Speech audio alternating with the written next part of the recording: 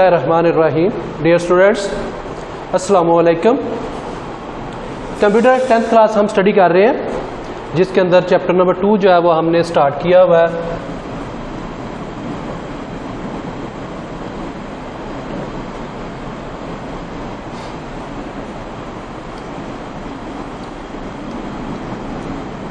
Chapter number 2 जो है वो data types, assignments,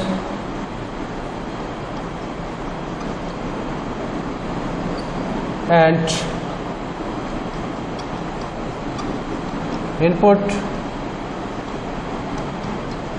output statements.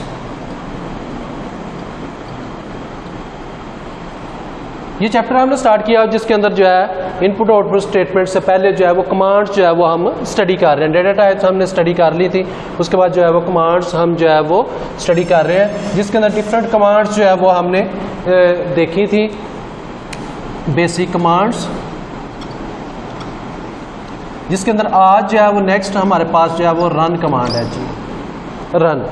Run के बारे में पहले भी हम पढ़ चुके हैं। जो प्रोग्राम हमने राइट डाउन किया, जिस प्रोग्राम को हमने लिखा, सेव किया, एडिट वगैरह किया, उसको रन करवाएंगे तो मीन्स कि उसके रिजल्ट्स जो है वो हमें मिलेंगे। तो ये रन की कमांड भी हमारे पास है कि इसे हम जो है वो प्रोग्राम जो हमने टाइप किया हुआ है, लिखा हुआ है या पहले से मेमोरी में मौजूद है, हार्ड डिस्क पर स्टोर्ड है, उसे हम रन करवाने के लिए जो है वो इस्तेमाल करते हैं। तो रन करवाने के लिए पहले भी हमने बात की थी कि जिस प्रोग्राम को हम रन करवाना चाहते हैं उसका मेमोरी में होना जो है वो ज़रूरी है। यानी कि उसी प्रोग्राम को हम रन करवा सकते हैं जो मेन मेमोरी में मौजूद होगा, रैम में मौजूद होगा। अगर नहीं तो पहले हार्ड डिस्क से हम उसे लोड करवाएंगे मेन मेमोरी में, फिर हम उसे जो है वो रन करवा सकते हैं। तो इसका जो सिंटैक्स है वो रन लिखेंगे, रन। उसके बाद जो है अगर तो आपने उसका कोई टिपिकल पार्ट करवाना है तो लाइन नंबर लिख लें, और नहीं तो आप फाइल नेम जो है वो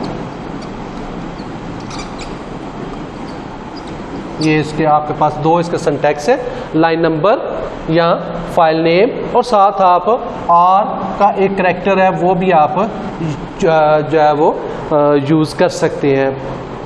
आर करैक्टर भी साथ हम यूज़ कर सकते हैं। ये ऑप्शनल है कि इसलिए हम यूज़ करते हैं कि अगर आर हमने यूज़ किया तो जो ओपन फाइल्स हैं, डाटा फाइल्स हैं, वो ओपन ही रहेंगी, वो क्लोज नहीं होगी। जिस प्रोग्राम को आपने रन किया वही चलेगा, बाकी सेम आपका वैसे का वैसा ही सारे का सारा सिनेरियो जो है रहेगा। अगर नहीं इस्तेमाल करते तो जितनी भी ओपन फाइल्स हैं वो सारी की सारी जो है वो क्लोज हो जाएंगी जब आप रन कमांड जो है वो चला रहे होते हैं। उसके बाद रन कमांड के बाद नेक्स्ट हमारे पास जो आता है, इसकी एग्जांपल आप डिफरेंट ले सकते हैं, जैसे table.bas बेसिक फाइल्स की एक एग्जांपल यहाँ पर जो है वो गिवन की गई है। उसके बाद नेक्स्ट हमारे पास जो आती है वो सेव कमांड है जी। ज़ाहिर है जो प्रोग्राम हम लिखते हैं उसे फ्यूचर यूज़ के लिए हम जो है वो स्टोर कर लेते हैं, सेव कर लेते हैं, ताकि नेक्स्ट टाइम जब भी हमें उसकी ज़रूरत पड़े हमें दोबारा से वो राइट ना करना पड़े। तो ये सेव कमांड भी हमारे पास मौजूद है, जिसे हम हार्ड डिस्क पर जो है वो फ्यूचर यूज़ के लिए जिस प्रोग्राम को स्टोर करवाना चाहें उसके लिए आप सेव कमांड जो है वो इस्तेमाल कर। फॉर्मेट है इसका सेव लिखेंगे, उसके बाद फाइल नेम आएगा। इसके साथ दो एक्स्ट्रा करैक्टर्स हैं जो हम यूज़ कर सकते हैं। एक हमारे पास ए है और एक हमारे पास जो है वो पी का है। ऑप्शनल है दोनों के दोनों, ये हम इस्तेमाल कर सकते हैं। अल्फ़ाबेट्स हैं, करैक्टर्स है कि अगर तो आस्की फॉर्मेट में आप अपनी फाइल को स्टोर करवाना चाहते हैं तो फिर ए का करैक्टर हम यूज़ कर सकते हैं। अगर पासवर्ड प्रोटेक्टेड यानी कि उसे प्रोटेक्शन प्रोवाइड करना चाहते हैं पासवर्ड की सूरत में तो पी का करैक्टर जो है वो साथ हम इस्तेमाल कर सकते हैं। यानी कि ये दोनों अल्फ़ाबेट्स हैं, आप अपनी रिक्वायरमेंट्स के मुताबिक जो है अगर आस्की फॉर्मेट है तो ए, आस्की फॉर्मेट में स्टोर करवाना है तो ए का इस्तेमाल कर लें। अगर पासवर्ड प्रोटेक्शन फॉर्म में आपने इसको करवाना है तो पी साथ जो है वो आप इस्तेमाल कर सकते हैं। तो ये फाइल आपकी इस नाम से जो है, अगर P है तो पासवर्ड भी साथ डिमांड होगा, पासवर्ड की सूरत में जो है वो स्टोर हो जाएगी। अगर A है तो आस्की फॉर्मेट में हार्ड डिस्क पर आपकी फाइल जो है वो स्टोर हो जाएगी। उसके बाद नेक्स्ट हमारे पास आती है जी सिस्टम कमांड। सिस्टम कमांड का क्या काम है कि ये GW बेसिक को वापस जो है वो GW बेसिक जब हम काम कर रहे होते हैं तो हमने कहा था कि ये डास बेस्ड है, डास पर ये काम करती है। अगर आप अपने सिस्टम को वापस लाना चाहते हैं GW बेसिक के फॉर्म के अंदर, तो आप इससे GW बेसिक से अगर निकलना चाहते हैं, एग्जिट करना चाहते हैं, exit from GW basic environment, अगर आप इसकी इन्वायरमेंट से निकलना चाहते हैं, सिस्टम टाइप करेंगे आप, तो आप वापस जो है वो डास प्रॉम्प्ट पर आ जाएंगे, डास की इन्वायरमेंट में आ जाएंगे, यानी कि GW बेसिक की इन्वायरमेंट से आप आउट हो जाएंगे, बाहर निकल आएंगे। तो ये सिस्टम डायरेक्टली आपने इसके साथ कोई करैक्टर वगैरह कुछ टाइप नहीं करना, डायरेक्टली सिस्टम लिखकर एंटर का बटन प्रेस करना है, तो GW बेसिक क्लोज हो जाएगी। आप वापस पहले वाली अपने सिस्टम के अपने ऑपरेटिंग सिस्टम की इन्वायरमेंट जो GW बेसिक के लिए प्लेटफॉर्म जिसने प्रोवाइड किया था डॉस, वहाँ पर आप वापस आ जाएंगे। इसके बाद हमारे पास कमांड है जी L लिस्ट। लिस्ट हम पहले ऑलरेडी जो है वो स्टडी कर चुके हैं। अब है L list.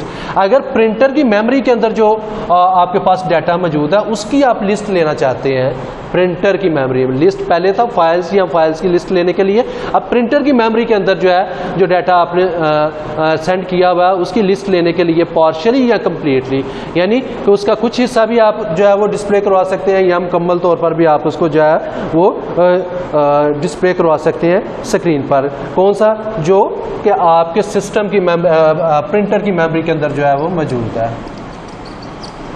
Printer memory partially या कंप्लीटली।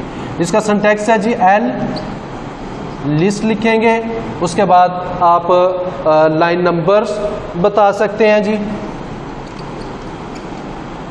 1 लाइन नंबर 2, यानी कि कहाँ से लेकर कहाँ तक, या simple line number starting line numbers आप बताएंगे उससे लेकर लास्ट तक, या आप एंडिंग लाइन नंबर बताएंगे कि स्टार्टिंग से लेकर वहाँ तक आप L लिस्ट उसकी जो है वो सारी डिटेल जो है वो ले सकते हैं। उसके बाद हमारे पास नेक्स्ट कमांड आती है जी प्रिंट कमांड है। L प्रिंट, ए प्रिंट ऑलरेडी आप कर चुके हैं, L प्रिंट कमांड है जी।